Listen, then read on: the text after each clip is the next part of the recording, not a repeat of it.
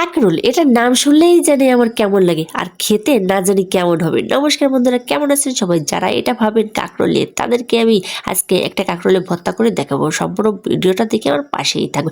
প্রথমে আমি কাকরোলগুলোকে সরু সরু লম্বা করে কেটে নিয়েছি, ভিতরে বিচিটা কিন্তু ফেলে দিয়েছি। তার সঙ্গে আমি কিছুটা বটবটি সিম নিয়েছি।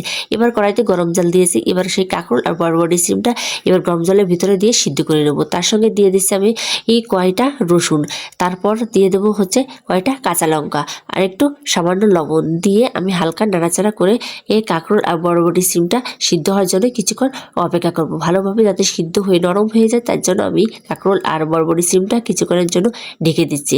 তারপর সামান্য 2-3 মিনিট পরে আমি কিন্তু উঠিয়ে নেবো। এই দেখেন আমার কাঁকরোলের জলটাও শুকিয়ে গেছে, আর কাঁকরোলটা এই আমি খুন্তি দিয়ে দেখছি কেমন সিদ্ধ হয়েছে। আপনারাও ঠিক এভাবে দেখে আবার খুন্তি দিয়ে হালকা করে দেবেন, যাতে পাটায় বাটতে অনেক সুবিধা হয়। এবার আমি সেগুলোকে পাটায় বেটে নেবো।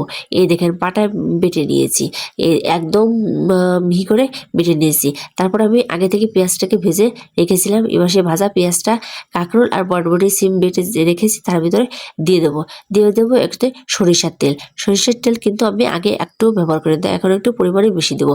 আর সামান্য এক টুকরো ও লেবুর রস দিয়ে আমি সুন্দর করে এবার আর বটবটি সিম আর কাঁকরোলটা যে সিদ্ধ করে বেটে নিয়েছি সুন্দর করে এবার মাখিয়ে নেব। আপনারাও অবশ্যই এভাবে একবার ট্রাই করে দেখবেন। এটা হচ্ছে আমার বরবটি সিম আর কাঁকরোলের ফাইনাল টুর। কেমন হয়েছে অবশ্যই কমেন্ট করে জানাবেন।